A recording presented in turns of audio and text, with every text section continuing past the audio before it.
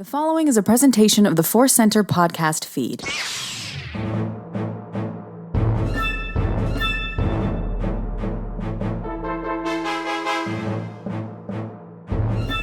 From the center of the galaxy, this, my friends, is the ForceCenter podcast feed. I'm Ken Napzok.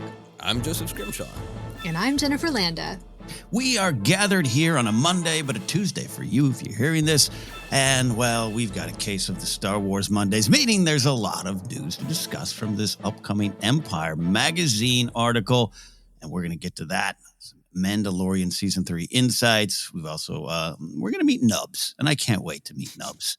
It's going to be a lot of fun. And a disputed this week in Star Wars history. The dispute is with Star Wars. We'll get to that and explain that at the end of the show. Before we get to all of that, we are going to remind you that today's podcast is brought to you by Audible. Get a free audiobook download and a 30-day free trial at audibletrial.com/ForceCenter. Over 180,000 titles to choose from for your iPhone, Android, Kindle, or MP3 player. A little bit later, we have a ForceCenter Recommends, a chance for you to support the show while also listening to a free Star Wars audio book. We also are doing what we been calling our Ask. It's the Ask segment. A picture, a logo, and some big music, some maybe James Earl Jones doing the Ask. And that's what this segment is in our heads. Joseph, we have been having a lot of fun over on YouTube, and that is where our current Ask is. It is indeed. I am extremely happy to do this ask, but I'm having a hard time moving past the phrase "Meet Nubs," which I know you mean is MEET, meet the great new character Nubs. But when I hear Ken Napzok say "Meet Nubs," I assume you've discovered some new treat at Sizzler. Oh, yeah. If only. Yes. Good point. Anyway, moving on from Meet Nubs, yes, we are doing our current Ask. We have premiered a couple new things on YouTube. We premiered the show Figure Fights, which is a fun comedy half hour where we reveal a couple of action figures, Star Wars action figures, and debate and decide who we think would win in a fight. The first episode was a ton of fun. The second episode is coming out this Thursday, February 16th. Our ask in particular is to get that first episode of Figure Fights up to 1,500 views. We are very close. We're around 1,100-ish. And the higher we get, I think the more the strange, old, mysterious algorithm will tell other people who aren't already fans of ForceCenter to check this out and see if they like it. And that will help us expand out, take a larger step into the universe of YouTube. Yeah, it's a dangerous step to take, but we're having a lot of fun over there. Thank you all for your responses. And yeah, like Joseph said, the next episode, February 16th, we'll be doing the live premiere. If we can, we'll be popping in there and saying hello, but it's kind of a fun feel to hang out, watch the show roll out in front of all of your eyes. So yeah, good stuff there. Star Wars and Life Adventures. I said it's a case of Mondays, only because my week's starting in just Chihuahuas doing what they want. I got to get this done. I think we all kind of got that, not just us broadcasting, but you listening. So it's one of those weeks. It's, I think this part in February is when the new year is gone and it's the year. And now you have to really start to get things done. And I'm feeling that crunch there. So I didn't get a chance to slow down to catch too much Star Wars other than The Mandalorian. And that's where I'll start with my Star Wars Life Adventures. I think even now I underestimate how cute Grogu is. I think even now. I'm in a season 2 rewatch, getting ready to watch Book of Boba Fett. And hot damn, that Grogu's just got my heart all over again. The macaroons are one thing, but it's the reacting to his name when Din finally learns his name from the book. It just, I was like, oh, that's right. This is why it's an icon. This is why Grogu is worldwide. And getting ready for season 3, it's been good to reacquaint myself with our little friend Grogu. Jen, I don't know where your Star Wars adventures are going, but I hope it includes some Grogu. You know what? It's going to. You inspired me. I'm going to start rewatching The Mandalorian this week in preparation for season 3. Because we'll talk about it, but the Empire cover really got me excited. Let's see, this week, not too much other than I was looking at Fashion Week. Fashion Week is happening in New York City, Manhattan, whatever. And I was so excited just to see what are the latest trends. And I kept seeing, I'm always finding Star Wars, things in everything. And sometimes I'm shoehorning it in, and sometimes it's in the form of an Ewok hood walking down the runway. I kid you not. Saw that. I could not believe. I thought, is this real? This show was kind of fantastical as it was. People, the models had like deer ears, and it was very much like an animalistic kind of theme. And then she walked out with the little ears and the Ewok hood, and I went, "Oh my! There's my Star Wars style." Yeah. Now, what was it in general meant to be an actual like Earth bear with the hood, or was it meant to explicitly be an Ewok? I don't know, but let's go. There's no other way. Ewoks have hoods. We all know that.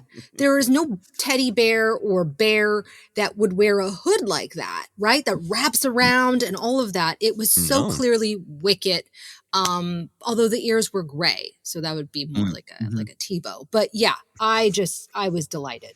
To your question, Joseph, I don't know because I saw it scroll past on the internet, past my eyes, and I went, "Oh, that's got to be a parody." But no, it's real. So therefore, I think I recognize it as an Ewok, but it could just be, like you said, generic space bear. Generic space bear. All I know is I felt vindicated because I used to have a Her Universe hoodie that had ears on it, just like that. So I was like, you know what? Her Universe was the head of the trend. And now, have you done a TikTok or a reel about this yet, Jennifer? I did. Okay. But then I think I released it. Was it yesterday? And it was Super Bowl Sunday. So nobody cared about the Ewoks in Fashion Week. Well, to quote Luke Skywalker, I care. I got to see that. Did you model your Ewok hood? No, that I did not. I couldn't find any video of me wearing it. I just had a photo. We got to do sometime a live show that's just a ForceCenter fashion show with the runway and everything. And Jennifer, you can have 8,000 amazing outfits, and then Ken and I will just have a different T-shirt every 30 I could have the T-shirt fashion show as well. True. Thumbs up society, I think, in a nutshell right there. I love that idea. I'll get the shirts pressed and ready to go. Beautiful. Jen from Ewoks and Grogu. Joseph, it's not time to talk about nubs yet, but any cute thing in Star Wars for you? I want to meet nubs. Good week, busy week. I'm working hard on a couple different short films when I'm trying to pull all the elements together in time for a submission for a film festival. So that one has been dominating a lot of my mind and soul. I did release the short film that I had at the HB Lovecraft Film Festival. That one's called Unboxing the Cosmos. And many people have watched and been kind.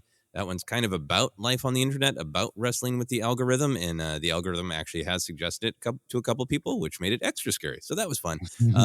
But I bring it up because there are many ForceCenter listeners who gave it a try. I think some literally just giving it a try to be kind, and some who are, like me, fans of horror, cosmic horror, have that overlapping interest. So it was really great to see so many ForceCenter listeners watching and saying nice things in the comments and sharing it. So thank you all so much for watching and sharing that. If you're on YouTube watching figure fights, go ahead and check out Unboxing the Cosmos.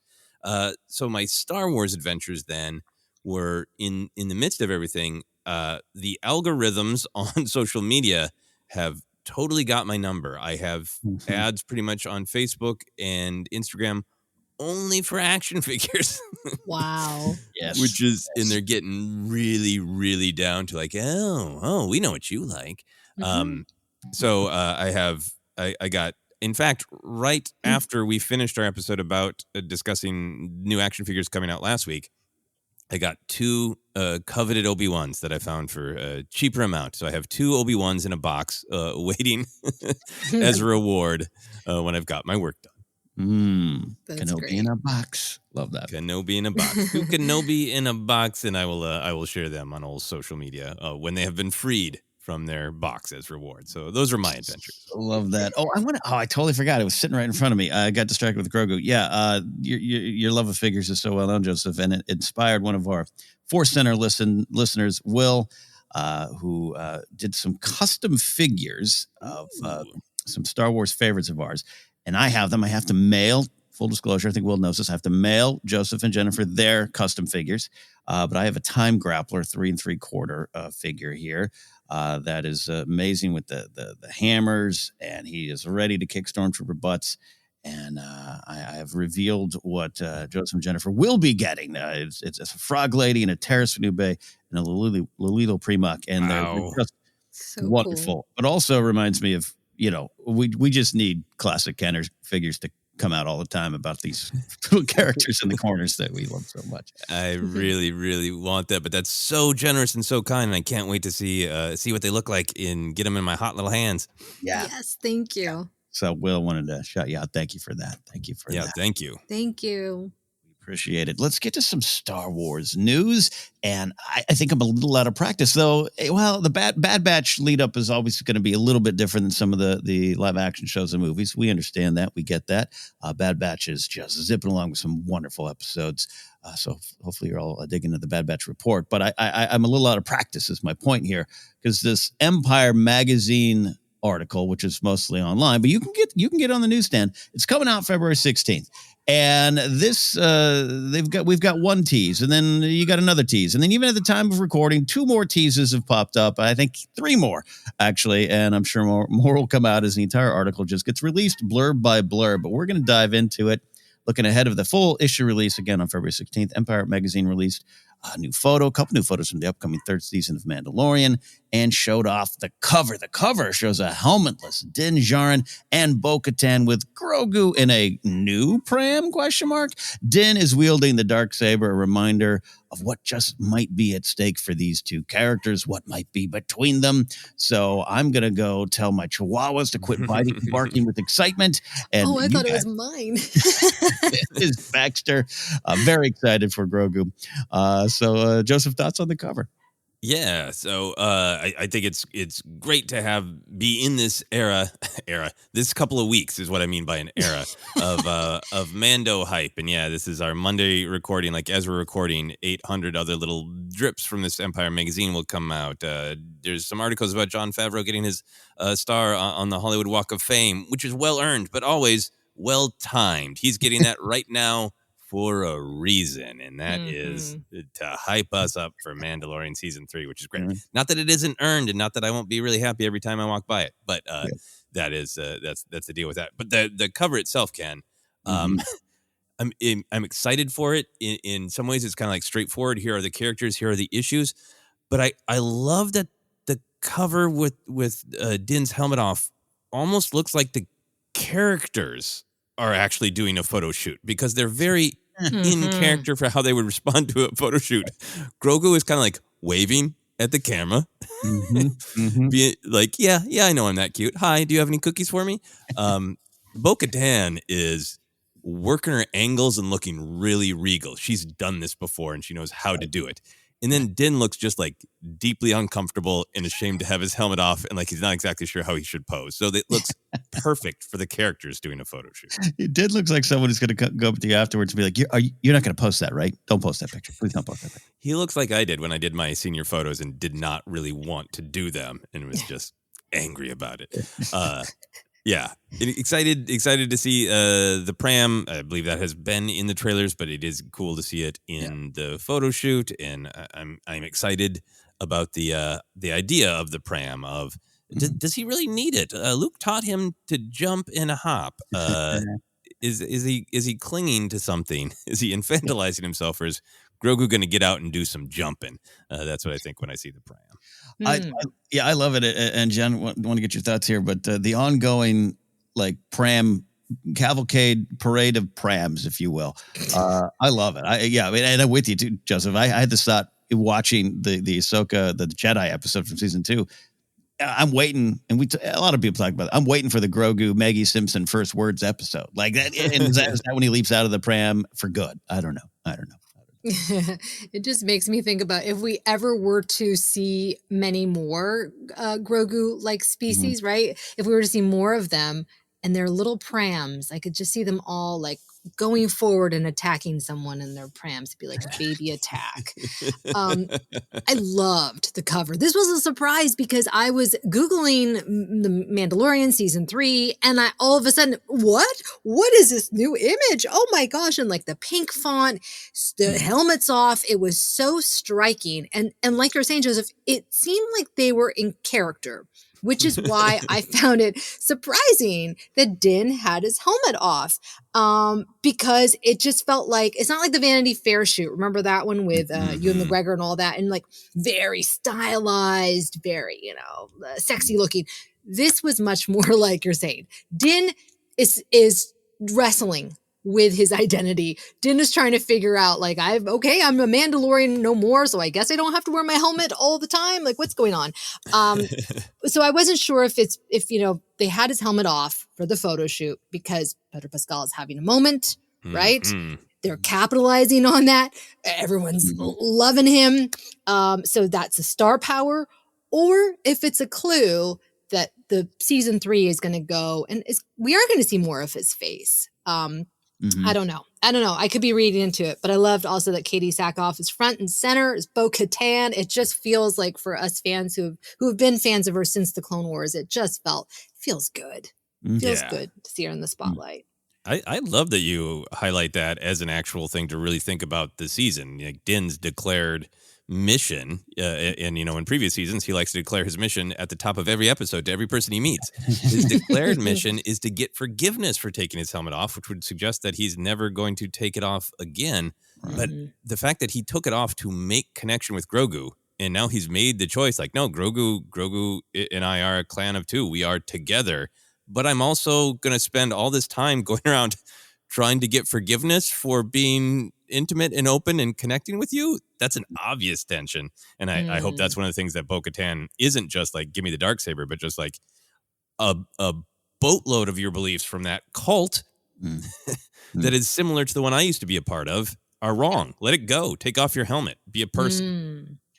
Love that. I would really love that. I think digging in a little bit more and just rewatch. Again, I'm in this rewatch and I had not seen season 2 in a while. I just, after the season, I just had a chance to go back and just some of the words and reaction Bo-Katan is having to like, this guy, child, you're a child of the watch, buddy.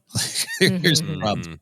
That's got to drive some of the stuff forward. And even I want to talk about the other release photo, one of the other release photos. There's a great solo shot of Bo-Katan, but there's the one that's going around from this big little blurb of the 3 same characters, but helmets on, standing on the shoreline, Grogu and Pram. And I saw that and it just seems like, that's what we're going to get a lot of. But I love your idea, Jen, of Din, not just because Pedro's having a moment, but also doesn't hurt that he's having a moment and get his face exposed. But to just see Din acting in a new way with no helmet, a new him, but also wrestling with it, the Mando identity thing.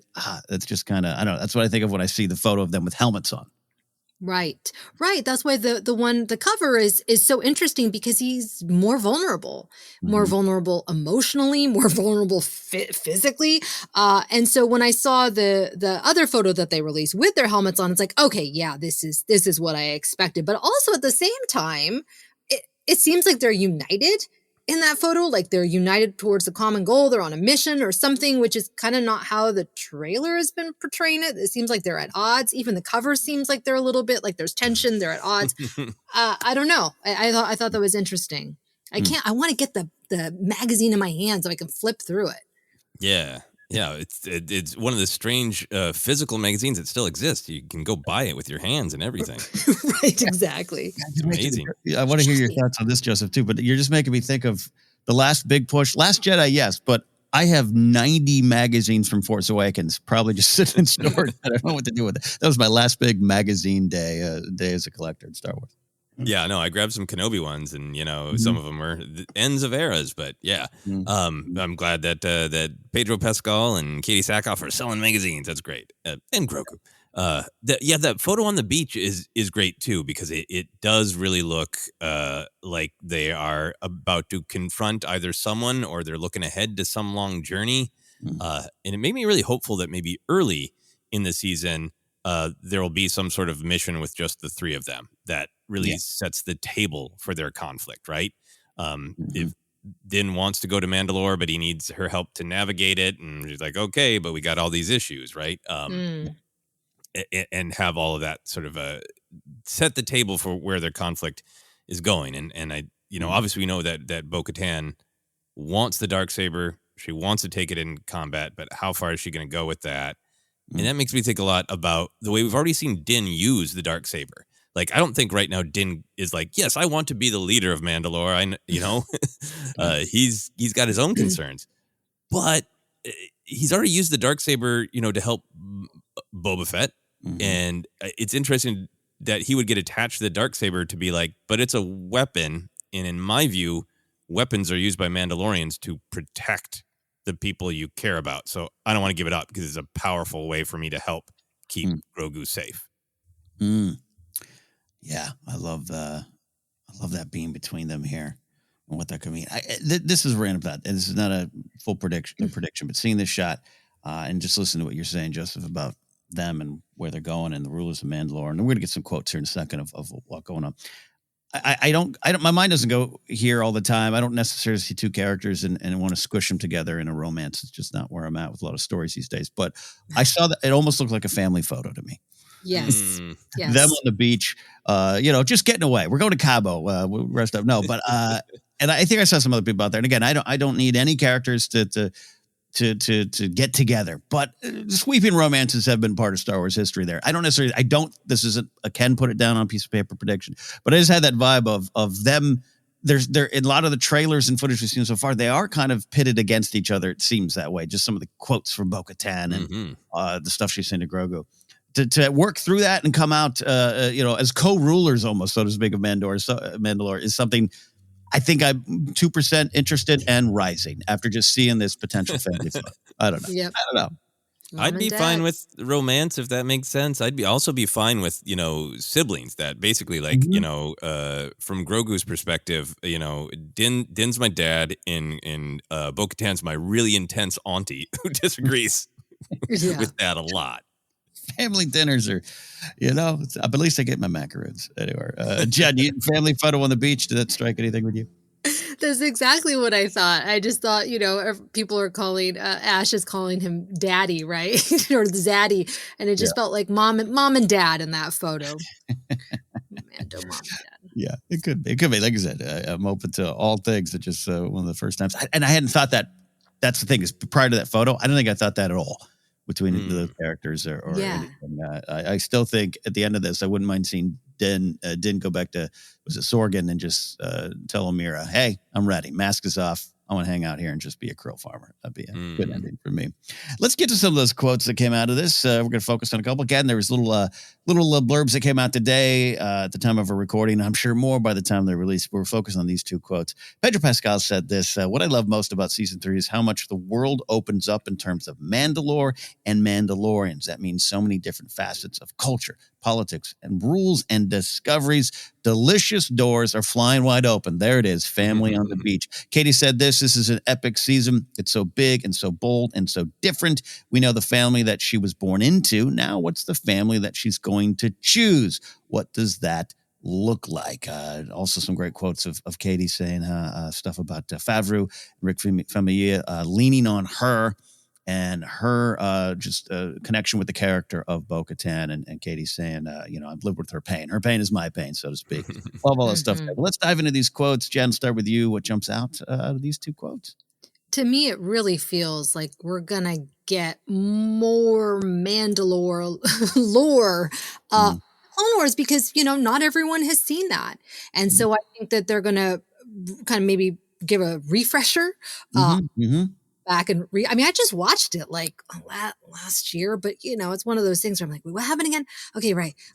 What are the different dynamics? So they're going to need to catch some people up to speed with that. So I think that's part of it. And I think that they're going to continue expanding on that because we know how much both Filoni and Favreau love the Mandalorian lore.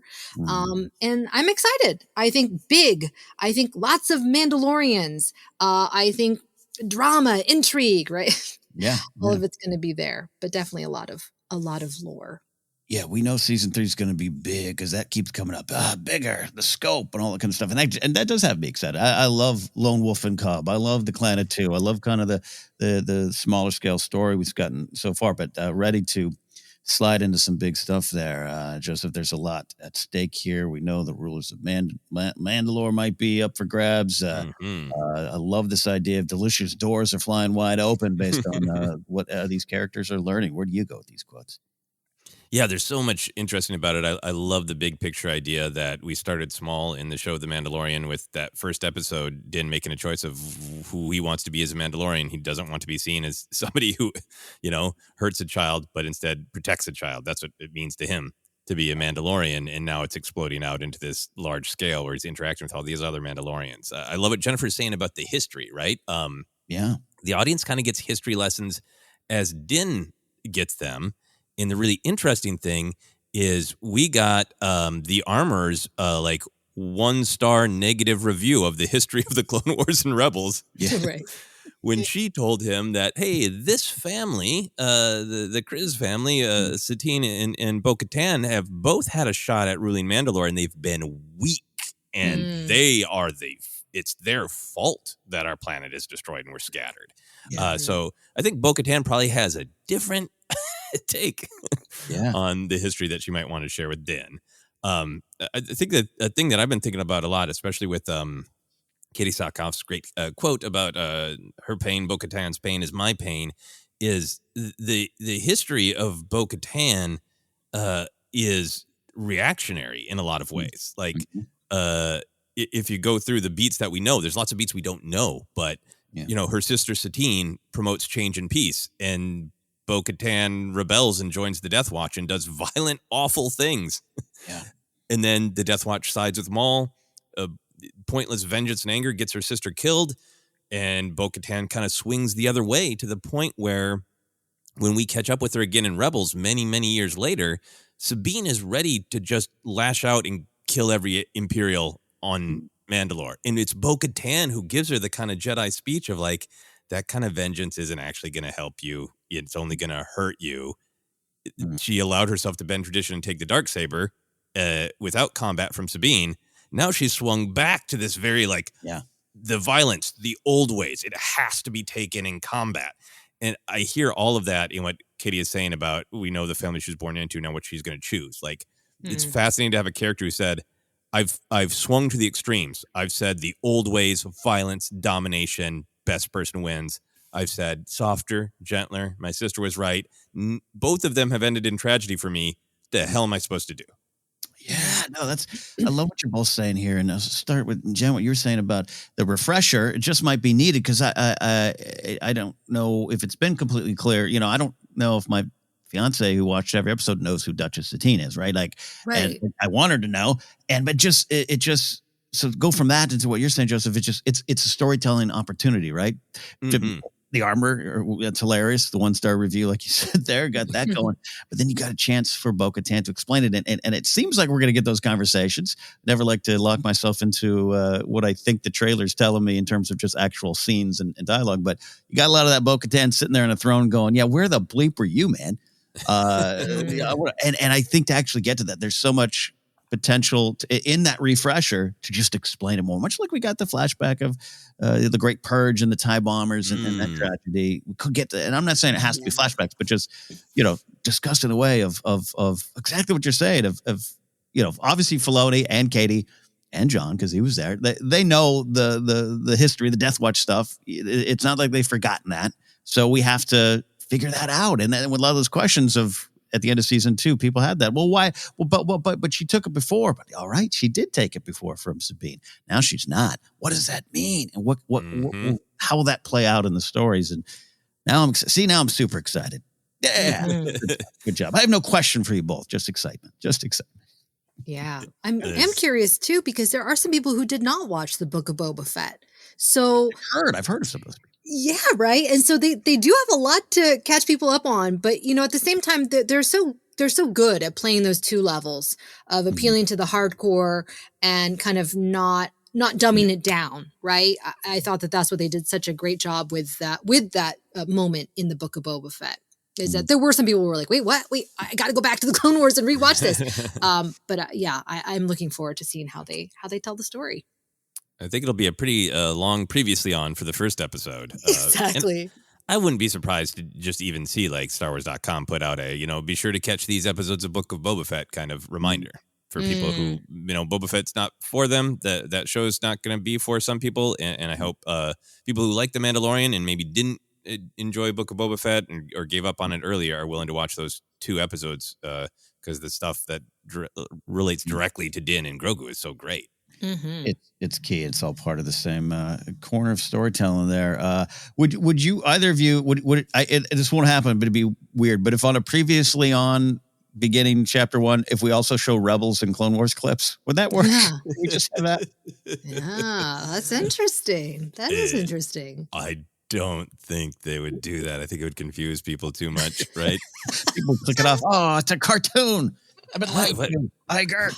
There's some episode where they got turned into cartoons. Did I miss that one? Oh my gosh. Yeah, that'll be hilarious. Anyways, all right, we'll see. Great stuff. You both got me excited. And one fun of the other stuff that's popped up, you had the great stuff from Katie Sackhoff about her input into the character. But I also love the other one was Pedro Pascal. He can't see out of the mask. When you put that on, it fogs up. You're tripping over things. That's both a Star Wars tradition. I think of Anthony Daniels falling everywhere in A New Hope as 3PO, of course. But also, it's like it's that Star Wars thing of, here's why the stormtroopers missed. That you put on a helmet, it doesn't line up with eyes. It doesn't line up with the human head. So I kind of love that kind of stuff, even though it takes a little bit of the magic away from me at times where I'm like, I just want to pretend that Mando can see perfectly fine. Anyways, anyone else have a reaction to Pedro can't see bleep? It made me feel better because anytime I put on my Darth Vader or Boba Fett helmets, I can't see, it falls. It's just incredibly awkward. So it's just like even on this incredible show, he still can't see. And he's not even in that helmet as often as the stunt guys. So I can only imagine how they're able to maneuver. Talk about impressive. Mm-hmm. Yeah, I liked Katie Sackhoff's quotes about there's 5 women playing Bo-Katan. I do knee slides. I like knee slides. So when she does a knee slide, that's me. Like I like how much more they've been celebrating the team effort to create these Mandalorian characters. Yeah, in a way that had not been done, not just in Star Wars. You don't hear that as much, and I know a lot of stunt performers, and they are kind of an overlooked crew, and I've kind of been enjoying that, and including like a lot of the stunt coordinators and performers being cast. Book of Boba Fett, that deputy was one of them, right? And we tracked some of that during that season. And it I just kind of like that kind of stuff too. Credit is where credit due. And 5 with each skill set. We need a jumper. We need a puncher. We need a blaster shooter. We need a kicker.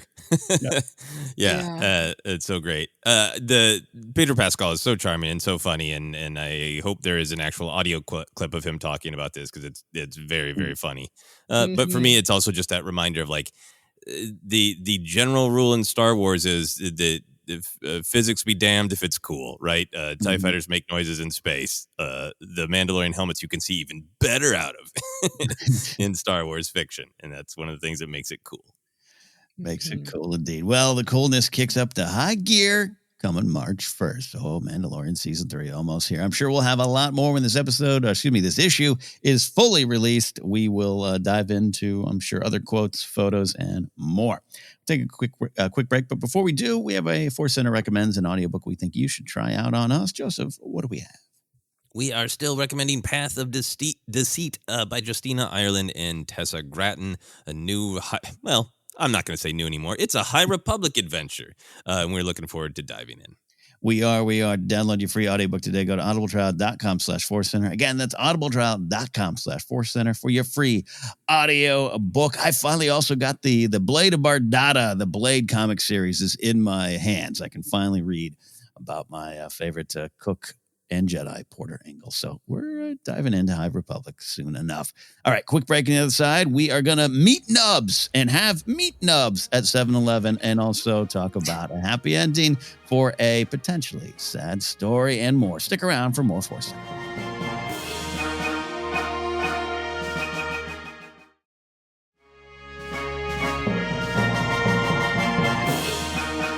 Welcome back to ForceCenter. We are taking a look at Star Wars news, breaking news from a long time ago.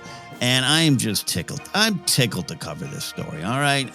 This is, I've seen it go around. Is it going to get everyone excited? Is it going to move the needle? Not necessarily. But we talked about the Young Jedi Adventures before, but now we have a cast reveal, and we get to meet the characters of this series.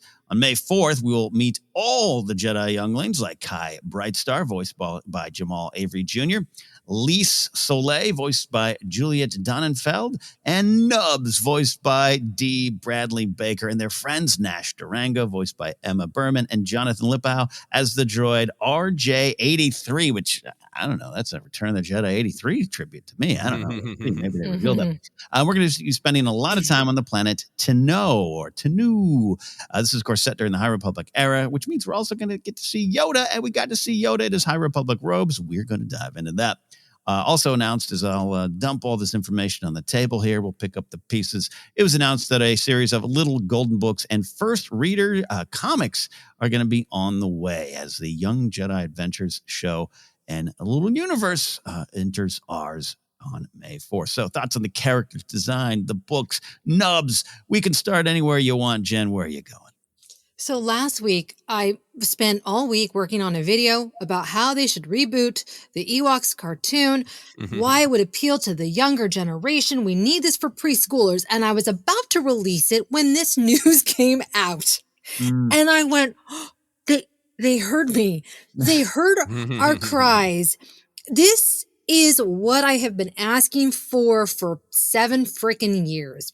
A Star Wars show that will appeal to preschoolers. It's going to appeal to like my 3-year-old, but it reminds me very much of this show. It's called Super Monsters. It's very much similar animation style. And my 3-year-old loves it. But my 7-year-old also enjoys it. It's kind of like a Disney Junior type show. It's on Netflix. And that's the thing about Disney Junior shows, Puppy Dog Pals, all those things. They can appeal to a wide range of kids. So, you know, there's no violence. There's nothing like, we love Star Wars Rebels. We love Resistance, but it still is too old for a 3, 4, and 5-year-old. And that is how you create a new generation of Star Wars fans. Fans who don't have parents who are huge fans, right? It just makes it so much more accessible. I've showed my kids the image. They flipped out. My 3-year-old loves Nubs, but my 7-year-old is obsessed with Liz, the girl. So excited. Oh my gosh, I can't wait. I'm going to buy everything. Love it. I mean, I might be buying a Nubs as well. It's just amazing. It's just too cute. But I want to, give Nubs some respect.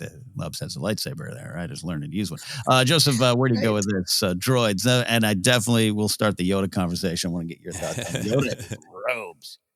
Yeah, I mean, my main thought, like it appears most of the internet, is Nubs. It makes entire sense that there would be an alien, an adorable, fun, weird alien. But the fact that it's basically a blue teddy bear with vampire teeth, great. A koala with vampire teeth. I really hope that Nubs is some sort of actual space vampire. Oh my God. I don't think so. But those teeth, I mean, they're cute, but they are ready to draw some, fluids. Yeah. Anyway, regardless, Nubs is great. This is I guess it's a weird thing to say. Maybe not.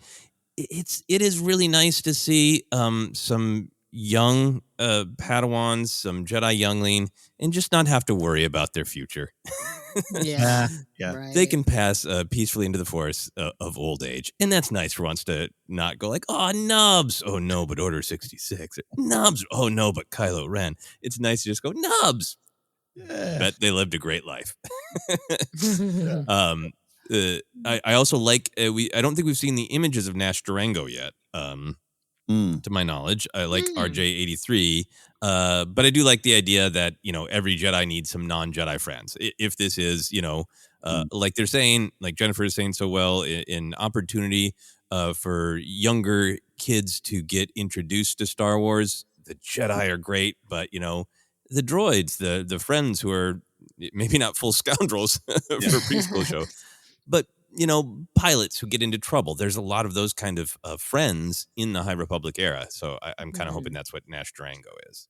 Yeah, indeed. And I like the RJ-83. Looks like it's going to be perfect in mini Funko Pop form. Ready to be Funkos. I did have a question for Jen. Is our resident parent expert. What do you think the length of the episodes might be, or how many in a season? What's right for kids this age?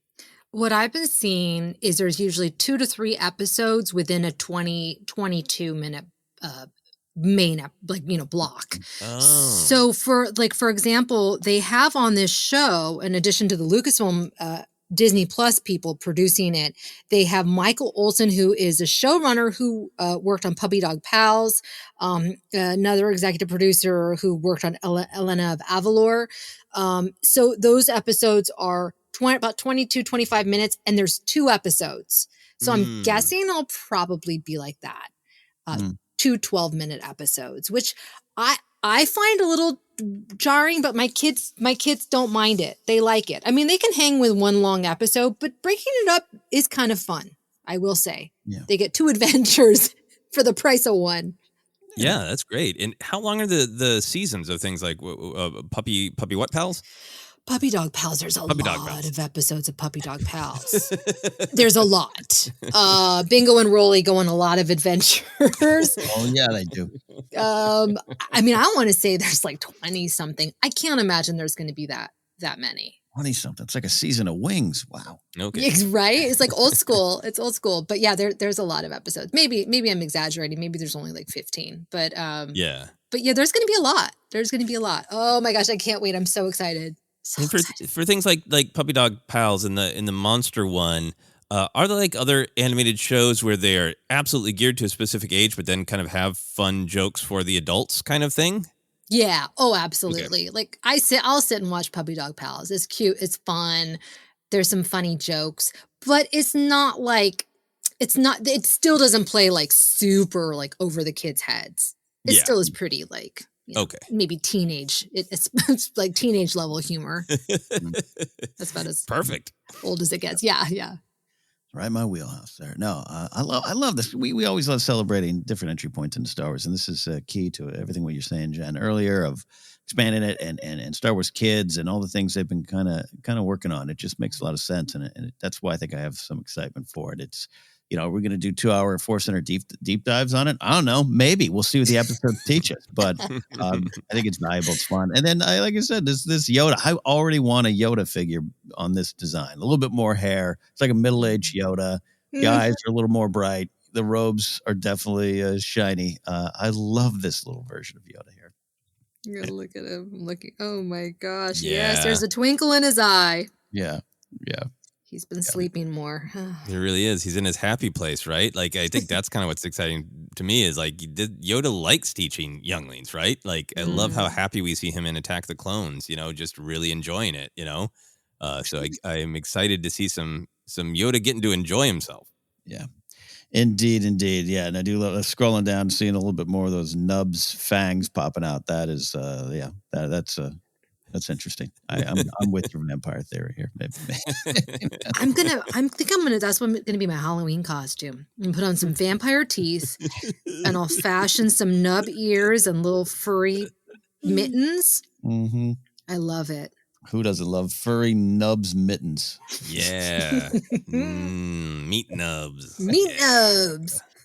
Love it. Love my fingers. Love it. Oh, there you go. We'll keep you updated, and we definitely going to be watching Young Jedi Adventures. Final story of the day. We got a sweet, happy ending for the Peter Mayhew memorabilia saga, I should say. Last week, a potentially sad story emerged around some Star Wars-related items, once in the possession of Peter Mayhew and his family. Several items, including an original episode 4 script and call sheets, have been left in the house after the Mayhews moved out. They just couldn't get up and get it. Peter's health was put them in that tough spot. And the current owner of the house put the items up for auction, but Angie Mayhew, Peter's widow, tweeted out their family's kind of dismayed at the development, and social media still some magic. All right. We always, it can be a downer, but still some magic as the word reached the auctioneer, Angus Ashworth. That is definitely a British auctioneer's name, Angus Ashworth. And we can now say that the items are back on their way to the Mayhew Foundation. No big questions here, just celebrating a sweet, happy ending and the preservation of Peter Mayhew's legacy. So any thoughts to this story and how it made you feel, Jen, and following along if you did? The internet can be a good place. It can connect the right people. It was happy to see that it had a happy ending. You know what it reminded me of was the exhibit that Todd Fisher did for Carrie Fisher and how he displayed it at Celebration and in Hollywood. I would love to see something similar for Peter Mayhew. I'm not saying that his family would have to do that, but it would be kind of neat to see some of these things like he had in his possession and really celebrate his legacy. And I mean, made me think, gosh, maybe they could donate it to the Lucas Museum or something. I don't know. I just would love to see him celebrated even more.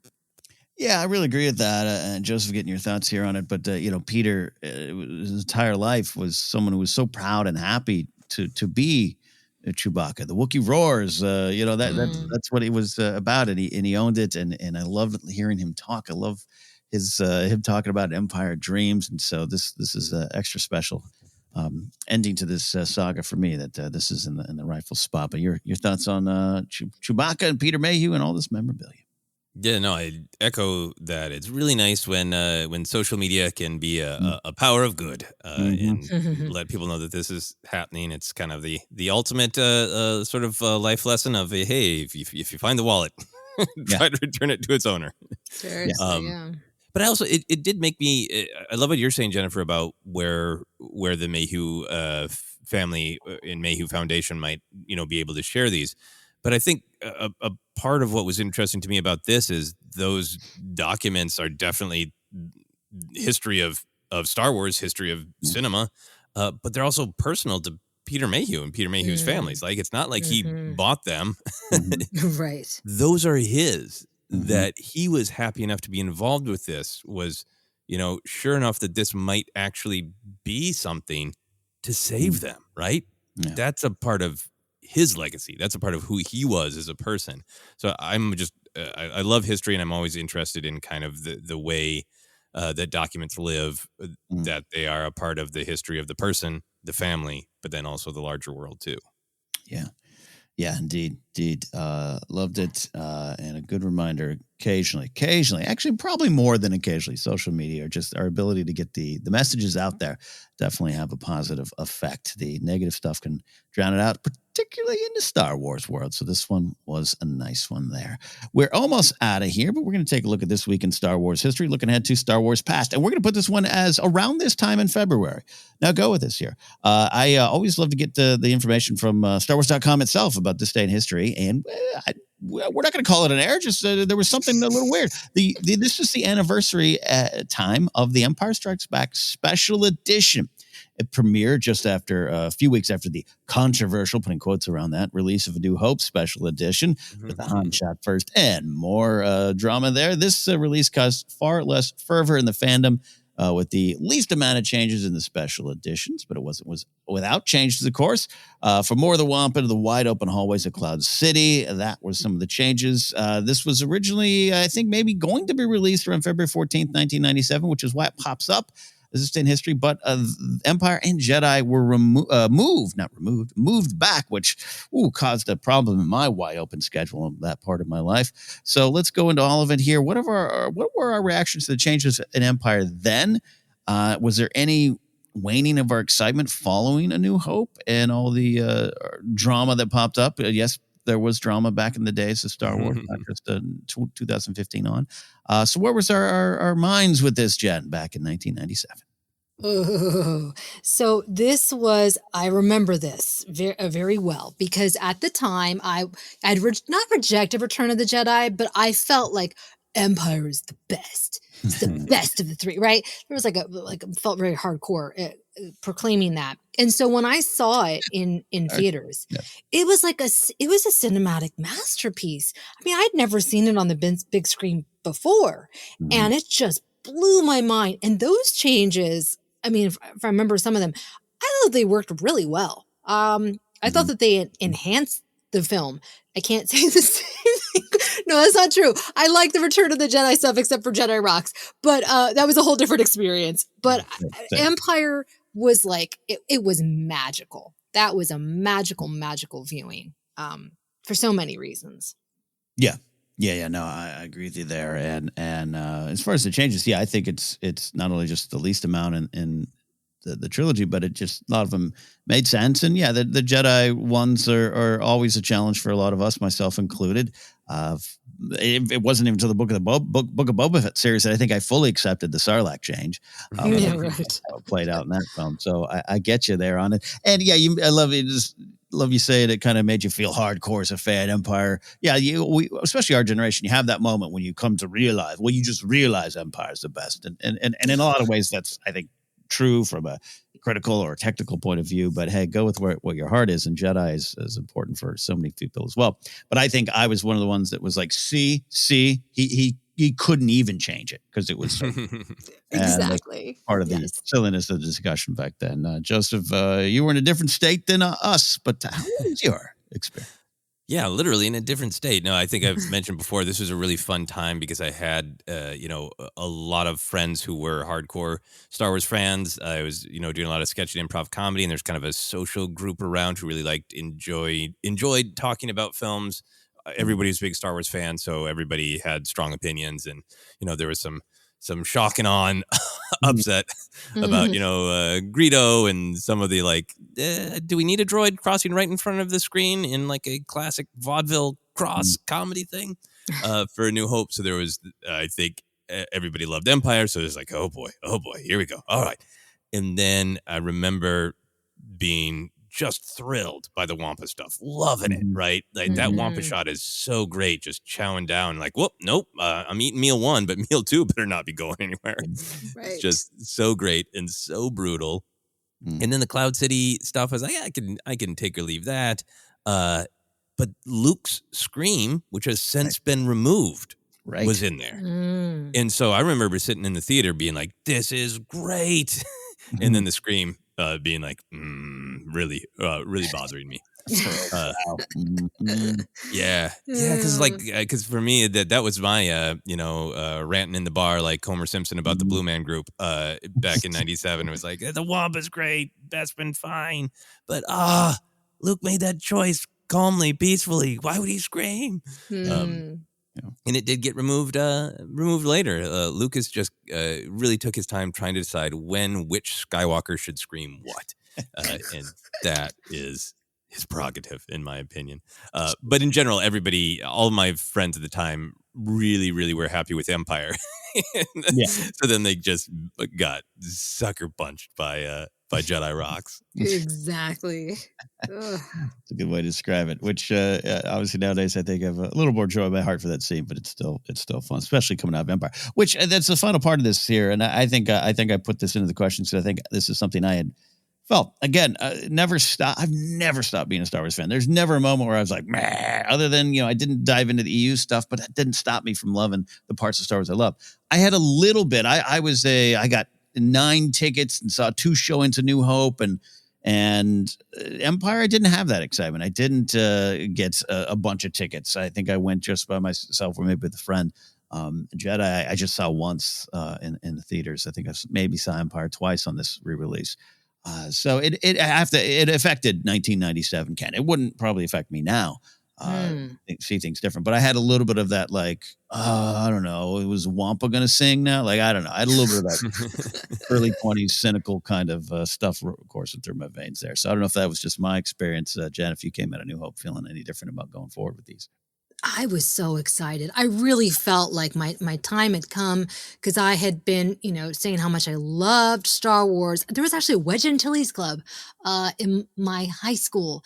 And it still felt a little weird, right? Like that we were all like geeking out over this movie that had been released so long ago, and it was nerdy, and it just felt finally like, yeah, you see, like I'm part of pop culture and entertainment, and things are cool, and being Star Wars fan is cool.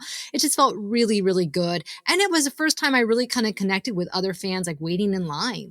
At that time we were waiting outside the movie theater. People were dressed up in costumes, playing, Star Wars Trivial Pursuit and quoting their favorite lines, lightsaber fights. Like, this was stuff that I had never really experienced, and I had felt like such an outcast. And I was like, my people, oh my gosh, this is amazing. So yeah, it was wonderful.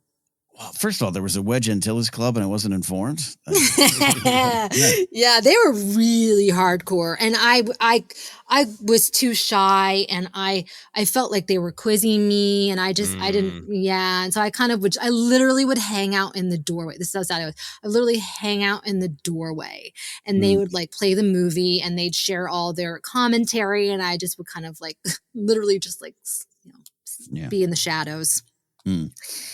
Anywho, thanks for the therapy. I always amazed because I was born in the city of Orange and moved from Orange County when I was 7 to Pismo Beach. I've always thought if I'd stayed, Jen, you and I might have been members of the Wedge Antilles Club together. We might have met 30 years or 40, almost 40 years earlier. Who knows? Hanging out there at OC. Sliding doors. Yeah. And I love what you're saying and get Joseph and get Gene on this too. But like, that's one of the, I think, the forgotten things of special editions. And we have the generation that discovered Star Wars because of them. I've talked about that before. My friend Billy Patterson, a lot of you know Screen Junkies, like special editions kind of was right in his wheelhouse, his time. Maude Garrett, this is how she got into Star Wars. I love exploring that side of it. But for us, we can get cynical and we can poke at it because we might have been in college and that Wampa did this and that was cool, but this and that.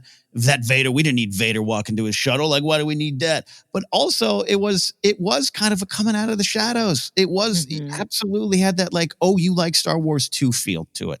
And I think that can sometimes be forgotten, and that's why I will celebrate these special editions all the time nowadays. So, anyways, Joseph, I don't know if you experienced any of that, or if you had a, DAC club. And I feel like I can take on the whole world. Oh, my club's gone. All right, okay.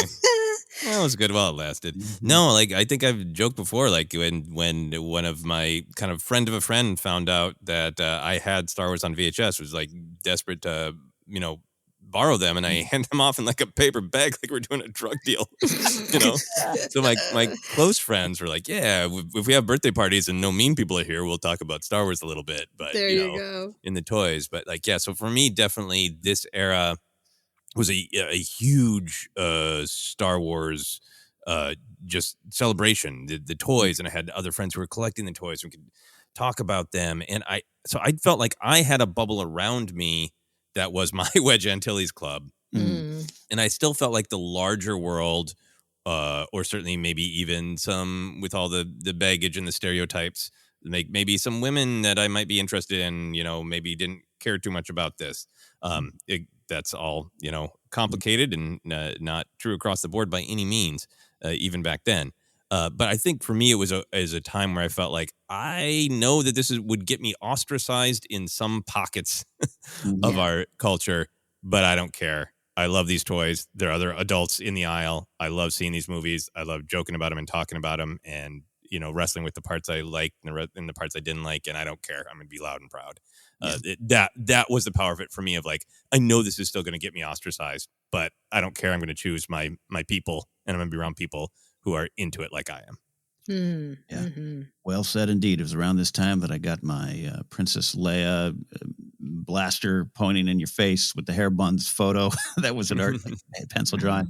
And I agree with you, Joseph. It was kind of like, I'm casting my die on this one here. I'm going in. Yep, I'm going all in. Yeah, this is what you get. Full Star Wars. It's a bigger discussion we've mentioned here before, but yeah, that's one of my shaking the fist at society kind of things. If I had known I could even mention Star Wars around the girls in my school, I would have.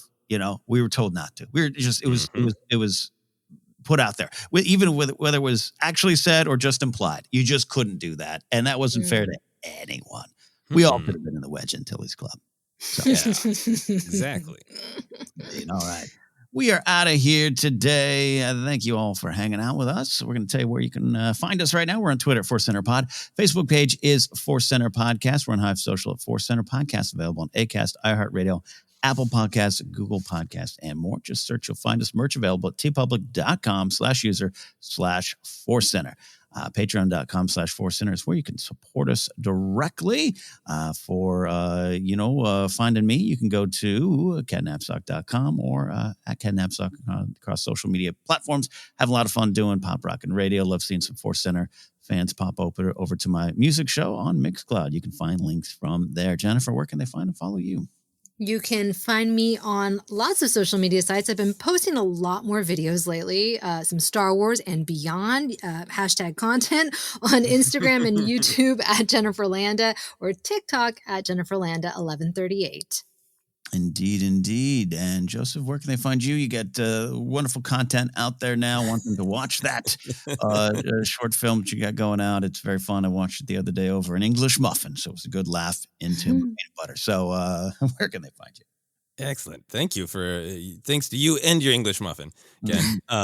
You can find me on all the social media. Joseph Scrimshaw. I'm posting on TikTok and on YouTube Shorts. More of my not unboxing videos celebrating my love of the various wonderful, weird Star Wars action figures. And if you want to go over to YouTube, subscribe. I'll have some more stuff coming. But in particular, right now, that short, darkly comic, cosmic horror film, Unboxing the Cosmos. Go check that out. And if you like it, and you know other people who like that kind of thing, like the cosmic horror, please do share it, because it is a little bit more of a niche thing. Anyway, thank you for checking it out. Thank you all listening. We'll do more. We'll see you. Figure fights. Check it out. All right. See you next time on ForceCenter.